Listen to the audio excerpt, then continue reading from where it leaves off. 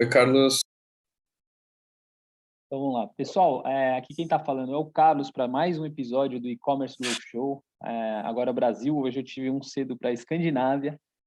O E-Commerce Growth Show ele é trazido pela Segmentify, né, uma plataforma de personalização. E hoje eu tenho a honra de estar com o Felipe Keller, que ele é o CDO de uma empresa muito querida e muito interessante do Brasil, que se chama Dengo, um amigão meu, do Estevam, né? E super legal a gente estar falando. Então, Felipe, em vez de eu ficar falando um monte de coisa, eu sempre começo com a mesma pergunta, que é o Big Picture, né? Quem que é o Felipe Keller? Esse camarada simpático que está aí em São Paulo, eu acho. Está em São Paulo hoje? Tô sim, tô sim. E aí a gente fala de e-commerce, da sua jornada, mas primeiro se apresenta aí, como é que você Beleza, foi parar no mundo do digital, cara? Qual que é a sua... maravilha. Carlos, primeiro, prazer, obrigado pelo convite, é um prazer estar trocando essa ideia contigo aí. Ah, bom, eu tenho uma história sempre bem, não é muito linear, e eu acho que combina muito com o meu perfil eu gosto de me envolver com diversos problemas, de conhecer coisas diferentes. Eu sou economista de formação, tinha uma visão bem uma vontade de mudar o mundo, sabe? Mas sempre de uma forma baseada em dados e fatos. Sempre fui um cara mais pro lado do racional. E aí tive uma carreira bem variada, fiz diversas coisas, trabalhei num banco de desenvolvimento, trabalhei em multinacional, e nos últimos anos, aí faz 5, 6 anos, eu me encontrei nesse mercado de startups. Então, passei 5 anos antes de entrar na Dengo, eu trabalhava, enfim, trabalhei inclusive construindo startups numa venture builder, ajudando na construção, na criação de novas empresas de tecnologia ou de base tecnológica, né? E depois também trabalhei numa empresa chamada Wine Locals, que foi uma das empresas que a gente ajudou a construir, que trabalhava a tecnologia para propulsionar o mercado de experiências com vinho. Então, a gente enxergou um nicho de mercado diferente e trabalhava a desenvolvimento das experiências com vinho e não necessariamente da venda direta de garrafas. E aí, enfim, de uma forma muito resumida, cheguei na DEM, né, falo, sou de Porto Alegre, mas estou morando em São Paulo, mas também costumo viajar bastante, então é boa pergunta. Mas hoje estou em São Paulo mesmo. Uhum. Muito legal. Que legal cara, que interessante essa parte de você ter trabalhado num banco de desenvolvimento. Eu não lembro da gente ter falado. Eu acho que isso conectou muito com o Estevam, né? Com a questão dos É, propósitos, de você ter dado essa viajada antes, né? Quando eu falo viajada, ter sim, tido essa jornada, ter esse sonho, vamos falar de mudar o mundo através dos dados e dos números, não só, mas acho que ter uma visão de data, né? É, e, de, sim. e depois ter passado aí pela essa empresa de experiência. Então, hoje você está na Dengo e o que você está fazendo aí, cara? Como é que é a Dengo, primeiro, para quem não conhece? Beleza, Eu conheço bem, mas o que você faz? O que é a Dengo? Como é que é a companhia, né? claro. Cara, então a Dengo a gente diz que é mais do que uma empresa, é um projeto que ele surge para desenvolver o mercado de produtores de cacau, especialmente do sul da Bahia. É um mercado que sofreu muito nos últimos 20 anos, era gigantesco, então, enfim, quem é brasileiro já viu até novelas falando sobre aquele momento em que o cacau tinha aqueles coronéis gigantescos, bilionários, e do nada as pessoas ficaram sem nada. Foi muito por causa de uma doença chamada vassoura de bruxa, que devastou a região. Realmente é uma história muito triste assim, de ouvir as histórias das famílias. Realmente muita gente perdeu tudo por causa disso. E aí trouxe muita pobreza, né? Intensificou a pobreza de uma região.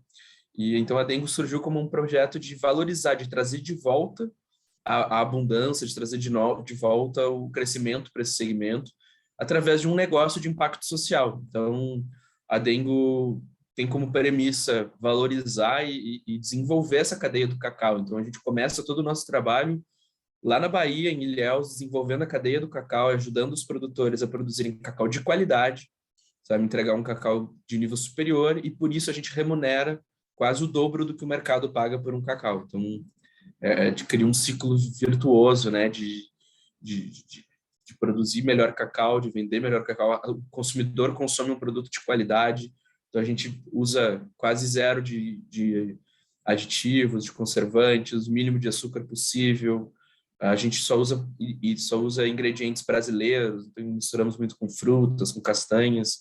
Então tem esse projeto social que vai de construir um ambiente digno de trabalho, uma alimentação de melhor qualidade, é um ciclo virtuoso. E como você falou, foi algo que me motivou muito a vir para dentro, porque comecei minha carreira a partir desse propósito, né, de fazer uma diferença na cadeia produtiva, especialmente na educação, era um tema que me motivava muito, e acho que na carreira acabei talvez perdendo um pouco contato com isso, e na Dengo me proporcionou voltar a trabalhar com algo que eu acredito além do CNPJ, né, que a gente acredita pelo projeto.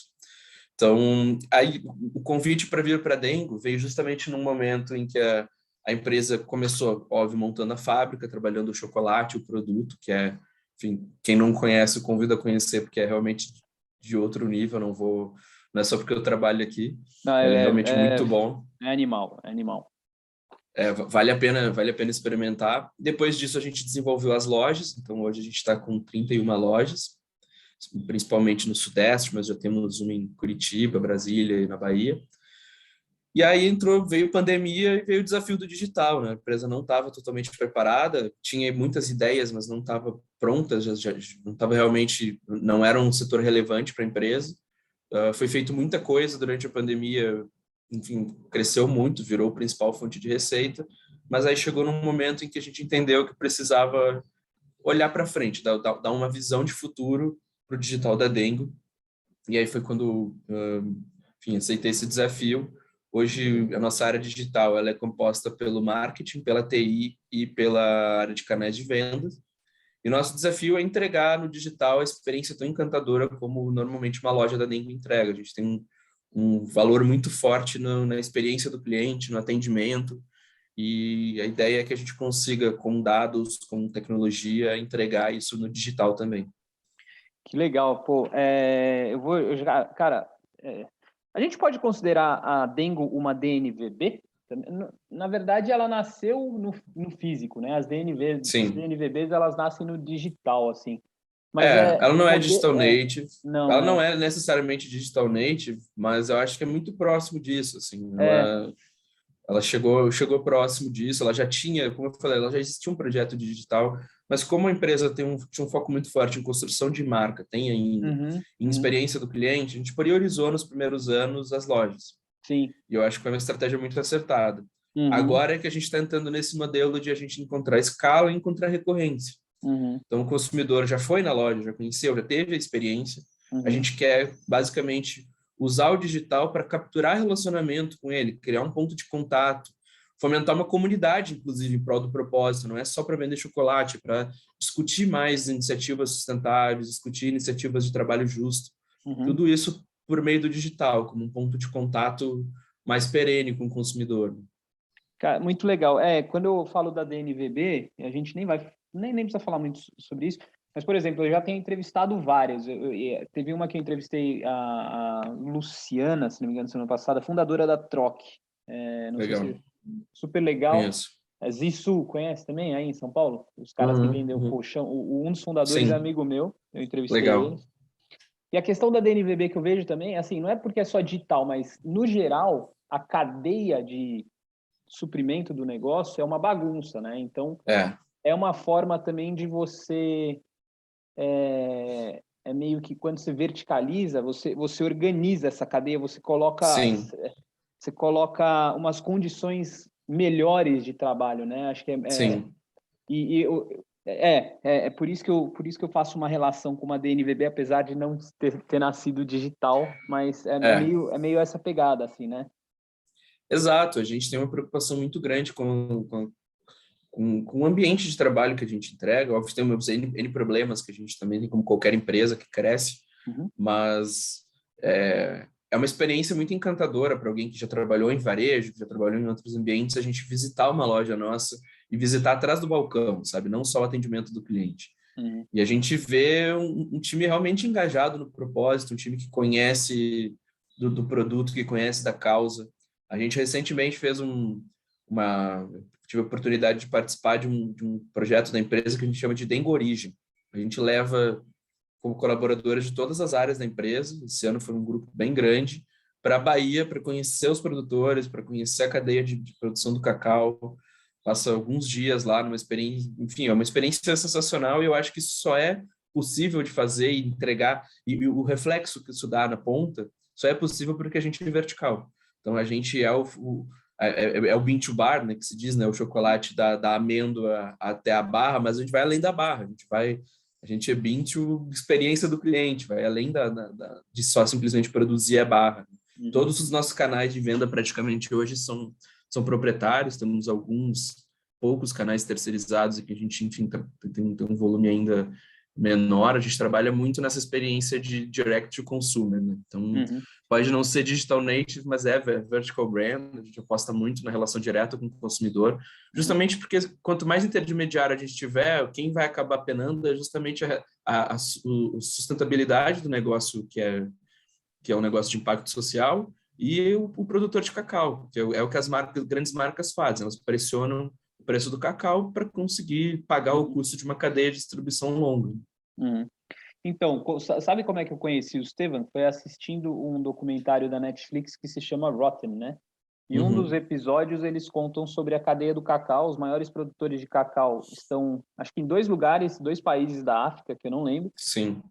E aí, uma das empresas que mostra lá é o Tony Chocolonely, que eu conhecia na Holanda. Aí eu fiz um painel com o Hugo, com o Estevam e com o Hugo do Capitalismo Consciente e com o embaixador lá, o TED Speaker. E foi super legal que a gente falou muito disso, assim, de ser bean to bar, né, enfim, de respeitar os produtores, pagar premium. Muito legal. Cara, vamos falar de digital commerce. E aí, quais são as suas iniciativas? O que você está fazendo hoje aí na Dengo? Né? A gente estava falando um pouquinho de sazonalidade, então você tem 2 natais. Comenta aí o projeto digital que você está à frente. Bora. Cara, a gente já tem muitas iniciativas. Quando eu entrei, assim, já existia um volume gigantesco de iniciativas. É uma empresa muito empreendedora, muito intraempreendedora. Então, o desafio foi muito que a gente está trabalhando agora, é muito de organizar e de dar agilidade para o processo. Então, eu já tive no lado de startup construindo da forma mais ágil possível, eu tive do lado da indústria, e eu acho que o grande desafio de uma marca que está realmente no mercado, já com certo volume, é encontrar agilidade, porque a gente não é uma empresa de tecnologia, não pretendo ser uma empresa de tecnologia, então a ideia é que a gente sempre conte com parceiros, fornecedores, e a gente tem parceiros muito bons, mas o encontrar o arranjo certo para dar uma agilidade, a agilidade que o negócio pede, de fazer testes, de realmente lançar coisas muito mais rápido, eu acho que é o principal desafio de uma indústria, de um varejo hoje no mercado. Então, a gente tem ainda, como enfim, uma empresa que tem 30 e tantas lojas, já um volume razoável de vendas, qualquer mudança demanda alinhar muitas etapas do processo, ainda mais a gente que vai desde a indústria. Então, eu tenho que alinhar a produção, tenho que alinhar estoque, eu tenho que alinhar diversas etapas que hoje eu ainda não tenho soluções que atendam a gente de uma forma muito personalizada. A gente precisa pegar N soluções de mercado, montar um mix. Então, acho que o principal desafio hoje está sendo, eu digo, né, trabalhando a história do método ágil, é remover barreiras, remover impedimentos. Então, eu tenho N ideias. Como é que eu faço para que essas ideias, eu consiga minimamente testar elas rápido? Então, eu preciso trabalhar melhor como a governança com os meus fornecedores, preciso trabalhar melhor minha arquitetura de soluções, especialmente a minha prioridade hoje é a arquitetura de dados. Então, quase tudo a gente terceiriza, tem parceiros, mas o dado sendo um ativo tão importante para a empresa, hoje a nossa prioridade é organizar nosso data lake, organizar um banco de dados de forma que pelo menos a tomada de decisão com dados e a criação de campanhas e todo o trabalho de segmentação e de ativação personalizada, a inteligência parta de mim. Eu não preciso terceirizar isso para um parceiro que, dependendo do momento, eu posso precisar trocar, o parceiro pode mudar as prioridades e eu vou acabar, enfim, perdendo minha estratégia. Entendi. Quando você fala você falou de governança, arquitetura, me fala um pouco sobre os seus canais de venda. Hoje vocês têm, Beleza. eu entrevistei a foi outra menina do supermercado, e ela falou, cara, a gente, como supermercado, tem várias intenções, mas a gente está colocando o pezinho na água, então é tudo feito via Sim, iFood, né? E no caso de sim. vocês não é isso. Eu vou até te falar o que eu falei com o Estevam antes de eu te conhecer, mas quais são os seus principais canais de venda hoje? No digital, a gente tem nosso e-commerce, estamos relançando o nosso aplicativo, que tinha uma cara diferente, não estava dando tanto resultado, então a gente vai relançar o nosso aplicativo essa semana. A gente tem o WhatsApp como um canal, enfim, como prioriza o atendimento de qualidade, o WhatsApp é bem importante. E a gente tem o próprio iFood também, a gente também usa o iFood como um canal para nos dar mais agilidade e aquisição de novos consumidores. Tá, então você tem o e-commerce, você tem o WhatsApp, você tem o app e você tem o iFood. Exato. Por exemplo, nessa jornada, vamos falar da minha jornada aí, eu não sei se eu não lembro se eu te comentei, né? Acho que aquele dia eu acho que eu te comentei, Vamos ver. mas foi assim, eu falei, porque presente, eu vejo o Dengo, porra, é o presente perfeito, cara, assim, você vai Uhum. lá, eu ainda mais indo pro Brasil, sou estrangeiro, né? Sim. Então eu tava com a minha namorada, falei, puta, a gente vai lá na casa do pessoal, dei mancada, não comprei o presente, vamos entrar no site da Dengo agora. Aí Uhum. entramos e a entrega era para o outro dia. Eu falei, putz, Sim. e se, né? Puta, os caras podiam entregar. Uhum. Mandei uma mensagem para o Estevam na hora. Ela falou, mas talvez tenha no iFood. Aí ela foi lá, fez, tem no iFood. Só que eu falei, porra, ia ser tão legal se Sim. no WhatsApp o cara já resolvesse isso para mim na hora e eu não tivesse que ir no iFood. Ia ser melhor para vocês, né? A Claro, com margem. certeza. Então, claro que você pode cobrar um premium ali, enfim, mas primeiro, qual que é o desafio de fazer isso? Porque eu estava na jornada, eu pensei na Dengo, eu não pensei no iFood, né? Eu Sim. não sei se eu sou um exemplo recorrente para vocês, mas É sim, é sim. né? Então comenta aí. Maravilha. Te falar que essa mensagem chegou em mim na mesma hora, assim, precisamos resolver isso. É um ponto de atenção para a gente, uma das nossas obsessões. A gente já implementou essa solução, tivemos que tirá-la por uns dias, mas essa semana retorna, então, próxima vez que você vier no Brasil, pode pedir no nosso site, no nosso WhatsApp, que Eu vou arrumar um jantar. vai ter entrega expressa, em até 90 minutos. O Incrível. desafio é logístico, Aham. assim, a gente aumenta, uma coisa que eu acho que é importante a gente ter em mente é que a nossa expectativa de entrega expressa, ela é muito recente. Uhum. Há poucos anos atrás, a gente não imaginava existir entrega expressa. A gente não cogitava isso, a gente comprava algo e esperava Verdade. receber em D mais X. Uhum. Então, isso é uma coisa muito recente e que foi muito proporcionada por poucos players. O iFood, o Uber, o Rappi, esses players foram que realmente mudaram um comportamento de consumo, um comportamento de entrega à base de muito capital. Então, Uhum. absurdamente intensivo em capital. Está aí, o próprio Uber Eats acabou de fechar a operação no Brasil. Uhum. Então, para as marcas entregar esse mesmo nível de absurdamente conveniente ainda é bastante difícil, Uhum. porque o custo logístico para quem não tem o nível de escala do iFood é muito alto. Uhum. Então, o iFood ele não precisa ter ele não tem ociosidade do trabalhador dele. Ele tem um motoboy flutuante andando pela cidade, um entregador, e ele tem um sistema muito robusto, um algoritmo que vai conectando os pontos, montando rotas Uhum. de uma forma automatizada. Então, ele não tem nenhuma perda de tempo com isso. Para uma indústria, eu conheço pouquíssimos que conseguem hoje já chegar nesse nível, Uhum. mas a gente consegue chegar na próxima coisa legal, assim, no mais próximo possível. Então, o que a gente está trabalhando como estratégia é uma entrega que a gente use também as nossas lojas como ponto de Isso. entrega, porque nós temos São poucos estoque, centros de... né? Uhum. Exato. Que a gente use nossa loja como um ponto de entrega, mas ainda temos eventualmente alguma dificuldade tecnológica na integração entre todos esses pontos. Então, eu tenho integração com parceiros logísticos ou com a minha própria entrega, com o meu canal de vendas, com o meu estoque. Então, essa parte do arranjo tecnológico, que é o que eu estava comentando, às vezes ainda não está 100% preparada para atender nosso modelo. Então, é algo que as indústrias acabam seguindo um caminho ou de desenvolver próprio, ou de, enfim, trabalhar junto com algum parceiro para desenvolver uma nova solução. Então, é um ponto que a gente está bem próximo de resolver, já está, digamos, uma solução boa, vai ser relançada essa semana, mas é uma das nossas obsessões, melhorar isso, tornar isso realmente mais próximo de uma experiência de um iFood dentro do nosso canal. Não, eu acho que é muito legal isso que você falou dessa entrega expressa ser uma coisa recente, né? Que a gente... É muito louco quando a gente olha a história do commerce, da internet, porque parece que faz muito tempo, mas não faz. Eu cheguei na Dinamarca tem 8 anos, 9. E aí eu fui ter meu primeiro smartphone aqui na Dinamarca. Já tinha no Brasil, mas eu fui ter aqui. Porque a vida eu comecei a ver que não funcionava sem um smartphone, aqui já, né? Sim.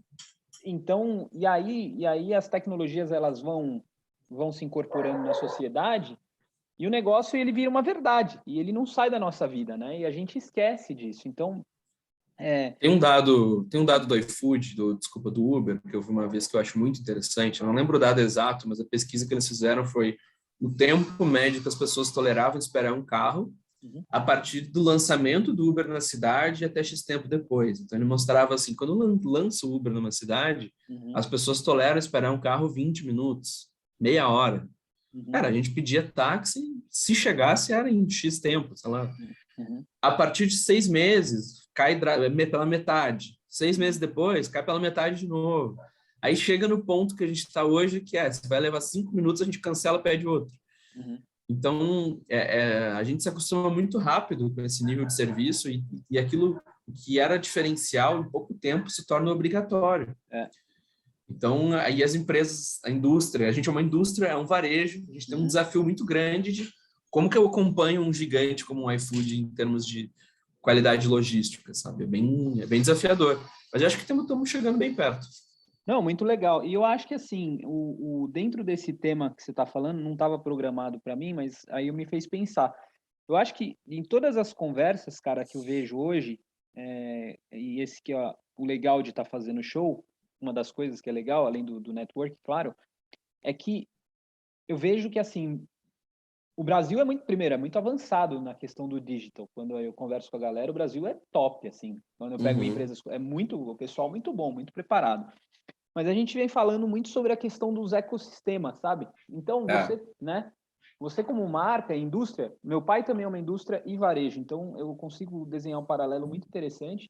Você não precisa resolver tudo, mas você precisa ter o parceiro, que não necessariamente é o iFood, mas parceiros que vão conseguir se integrar e que vão fazer parte desse ecossistema ao redor da sua marca, né? Então, na verdade, hoje eu vejo muito como o futuro das marcas e as marcas de grande sucesso aí criando um ecossistema muito forte ao redor delas, né? E eu queria que você falasse um pouco sobre isso, como é que você vê? Claro. Cara, eu acho que você matou o ponto chave, assim, para mim, porque a gente no digital, especialmente no mobile, a gente, eu acho que o Brasil é o mercado dos mais promissores e dos mais avançados, mas em termos de sistemas, de ecossistemas tecnológicos, acho que os Estados Unidos ainda é a maior referência. Então, eu pego um paralelo muito grande no mercado que eu trabalhei de fintech, que é os meios de pagamento, seja na maquininha, seja no POS, na maquininha. Nos Estados Unidos, o comerciante tem uma flexibilidade gigantesca. Ele pode comprar a maquininha que ele quiser, colocar ali dentro a aplicação que ele quiser e plugar ali nessa aplicação o meio de pagamento que ele quiser. Então, ele tem inúmeros players e todos eles funcionam, sim, plug and play, troca um, bota o outro. Porque existe uma visão de ecossistema, de funcionar integrado, e existe uma visão do software de ser muito bom, de ser muito especialista, ser muito bom em uma etapa do processo, e com isso ele ganhar em escala, depois ele vai, enfim, ganhando em outros produtos. Acho que no Brasil a gente ainda tem uma visão um pouco que a gente brinca que é o winner takes all, né? O ganhador leva tudo.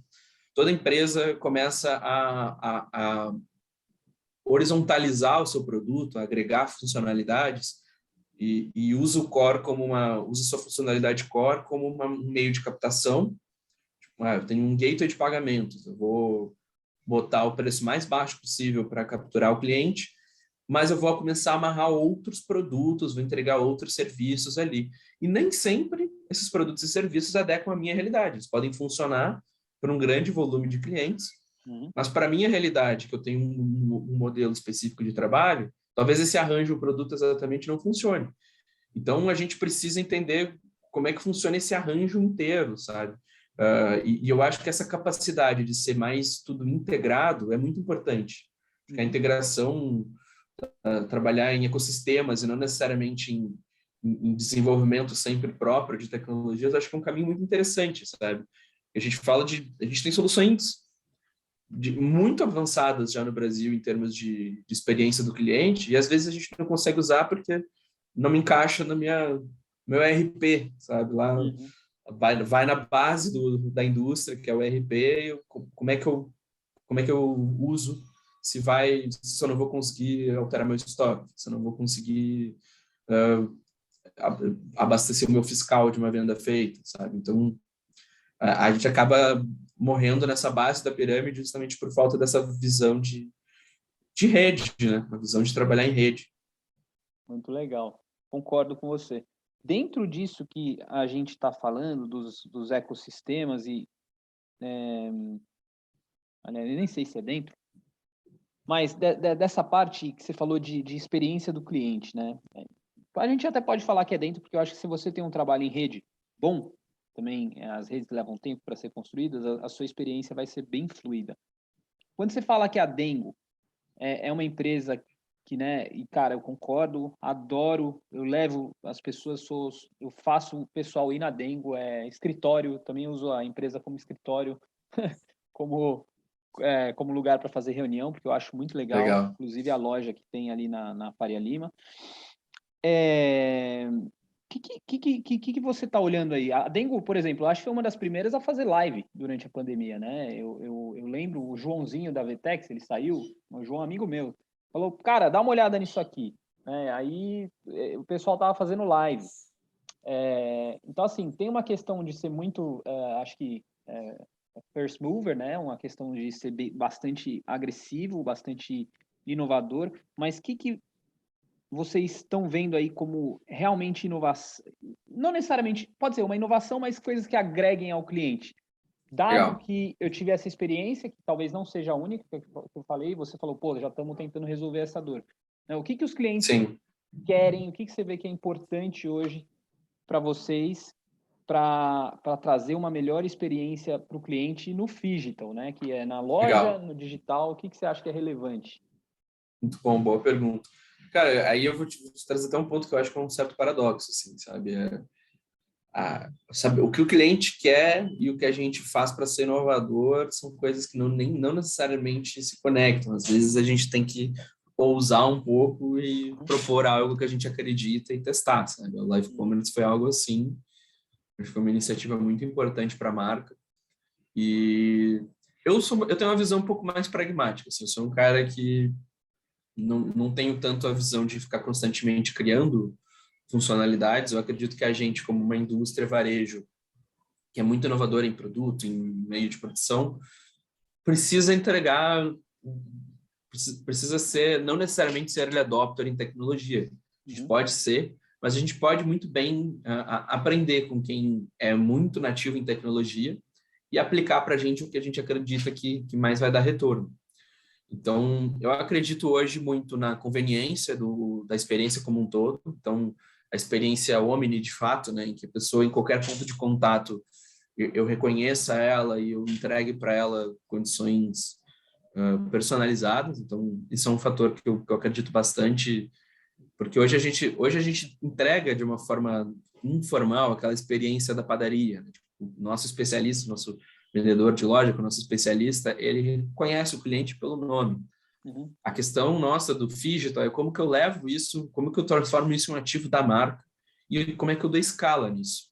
Acho que é aquele famoso one to millions, né? Como que eu entrego uma relação quase que personalizada, de uma forma escalável, de uma forma que não dependa simplesmente da memória do excelente trabalho do vendedor, isso vira um ativo da empresa.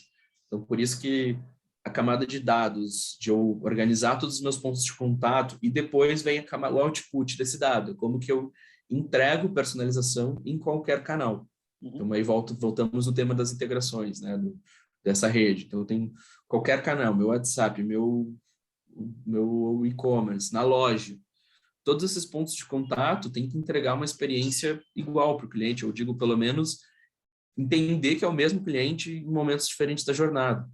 Então, a gente combinar melhor o comprar na loja, receber em casa, comprar online, pegar na loja, ter benefícios e ofertas personalizadas. Tudo isso eu acho que é o nosso para um produto de alto valor agregado, um produto em que a gente realmente tem muito critério com promocionar, a gente não faz promoção, porque justamente a gente quer valorizar essa cadeia produtiva. A experiência personalizada, acho que é o grande X da questão, sabe? A pessoa se sentir parte, perceber que é fácil. Então, quando você tentou comprar, não conseguiu comprar no mesmo dia, foi uma experiência ruim. Eu preciso conseguir corrigir isso para que você pense de novo. Presente, vou pedir na Dengo. Não interessa se é para agora, se é para daqui a meses. Perfeito, muito legal. Mudando um pouquinho de assunto, mas ainda dentro eu acho que das inovações. Então, eu vou entrevistar, por exemplo, entrevistei o Érico, ele é lá da Fast Shop, entrevistar o Arnaldo, é o head de marketplace ali da Marisa. Umas coisas bem legais, assim, em termos de marketplace, né? E quando a gente fala de ecossistema, eu acho que tem muito disso. Então, por exemplo, a Dengo, o Esteban falou, pô, Carlos, vem tomar gin aqui. Eu falei, gin, mano? O que você tá fazendo com gin? E aí eu vi, e é bom, né? É bom. E são essas coisas, às vezes de agregar produtos, né? E coisas na marca que aparentemente não tem nada a ver, acho que é a primeira pergunta, e o mercado aceita. E depois, acho que o marketplace como... Eu vou falar marketplace, mas dentro, talvez, da minha questão de ecossistema, dessas parcerias, de você Uhum. estender, fazer essa extensão de marca, né? Como se fosse um Sim, polvo e estar em novos mercados que não necessariamente são tão óbvios. Para isso, você precisa ter dado, enfim. claro. Fala um pouquinho disso aí. Legal. Cara, a visão de produto, acho que ela é muito conectada com o propósito assim, da empresa. Então, falei, ela surge como um projeto de desenvolvimento do sul da Bahia, mas hoje ela tem um propósito mais amplo, Uhum. que é de valorizar o produto brasileiro e favorecer um ambiente de trabalho justo, especialmente para os pequenos produtores. Então, para fazer isso e também para ajudar na nossa rentabilidade enfim, um projeto de impacto social tem que ser sustentável economicamente, Uhum. a gente trabalha com um mix de produtos que a gente entende que compõem, que agregam a experiência do nosso cliente, que se mantêm alinhados ao nosso propósito. Então, a gente traz o gin, a gente tem produtos para casa, então a gente Uhum. tem cerâmicas, artesanatos, produtos, todos assim, cada um que você vai olhar, ele tem uma história, como Uhum. foi produzido, quem foi produzido, qual é a comunidade, qual é o impacto social que ele gera. Então, eles geram para a gente, como marca, eles geram uma capacidade de a gente contar um pouco mais sobre a gente, sabe? Porque quando você chega na loja e compra chocolate, é uma empresa de chocolate, não necessariamente a pessoa precisa saber qual que é o nosso impacto. É uma Uhum. empresa de chocolate, ponto. Agora, quando ela chega na empresa de chocolate, ela vê um gin, e Uhum. ela vê um produto para casa, e ela vê um café, e ela vê, enfim, outros produtos que a gente vai agregando no nosso portfólio, tem um storytelling por trás de tudo isso, sabe? Ela entende os pontos de contato em comum.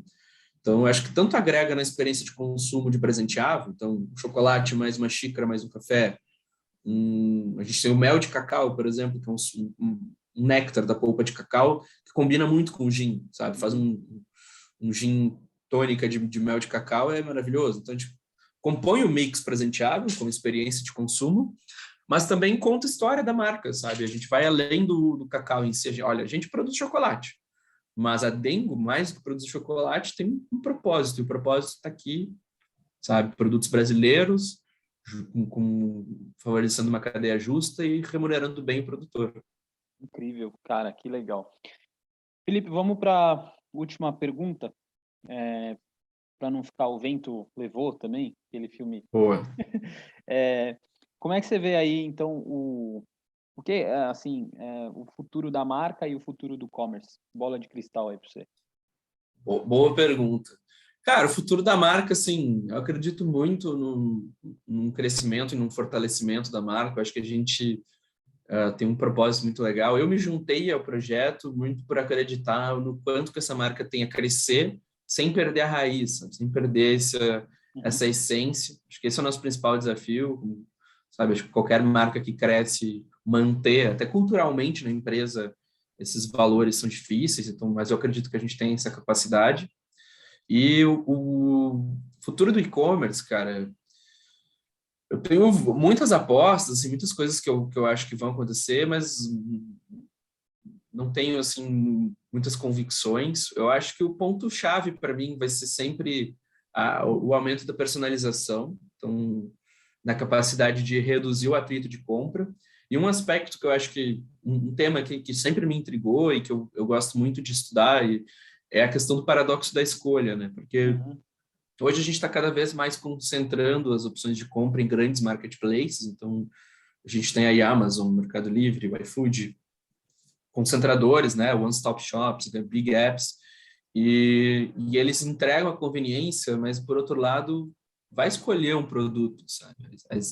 A dificuldade de escolha, de encontrar o produto desejado, eu acho que é o grande problema dessas empresas para mim, e que eu acho que a próxima grande revolução que elas vão entregar vai ser daquela compra que eu nem pensei que eu precisava e a empresa conseguiu me sugerir. E esse vai ser a próxima grande conveniência que eu aposto que nós, como marcas, vamos ter que correr atrás, sabe? De essa coisa quase preditiva, de entender o momento, de prever comportamento de consumo, entender em quanto tempo a pessoa termina um produto e quer reabastecer, entender N circunstâncias que eu acho que acabam dando essa próxima conveniência, que é justamente assim, não precisar escolher um produto. Sabe, a empresa vai te ajudar a escolher. Eu fui comprar uma lâmpada esses dias, eu não sabia que lâmpada comprar. Eu adoraria uma ajuda para comprar uma lâmpada, sabe? Eu não... Sabe que eu falei? É isso. É muito legal. Eu falei, desculpa te interromper, mas a gente segue. Eu fiz uma entrevista com o Thales, lá da Talkstock, o head de e-commerce. Você conhece ele? Não conheço. Gente finíssima. Genial. E eu falei isso para ele. Falei, cara, eu odeio ter que comprar coisas. Então, seria tão legal se no site tivesse alguém que falasse comigo e já simplificasse a minha vida. Eu te mando um 3D aqui da minha sala, você fala, vem aqui e resolve, velho. Porque eu não tenho essa paciência, né? Então Exato. é uma curadoria no próximo nível, acho. Exato. Para mim, essa é a próxima grande conveniência, sabe? É a curadoria, é a ajuda na escolha, mas não de uma forma generalista, de uma forma personalizada. Entender de fato o teu problema com o menor número de perguntas, então é quase preditivo, assim.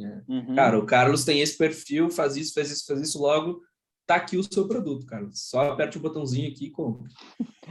Muito legal. Ó, pessoal, esse foi o Felipe Keller. Felipe, pessoal quer entrar em contato com você, qual que é o melhor caminho e com a marca que você sugere? Cara, com a marca, então, pode seguir a gente no Instagram, @denchocolates. Pode entrar lá no nosso site, den.com.br, tem as informações sobre a marca e também pode experimentar agora a nossa compra expressa, que o Carlos não teve, agora vocês podem ir lá experimentar. E depois podem me mandar um feedback, podem me acessar tanto no LinkedIn, Felipe Keller, como felipe.keller, K2Ls, @den.com. Fiquem à vontade de entrar em contato, enfim. Eu sempre brinco assim, que se for para elogiar, comenta em público, se for para criticar, me manda um e-mail. Estou brincando, mas tô disponível aí, porque a gente sempre gosta muito como empresa e eu como pessoa de trocar ideia, de conhecer soluções novas, conhecer pessoas diferentes, então estamos à disposição. Muito legal. Obrigado, Felipe. Maravilha, obrigado, Carlos, valeu. Valeu.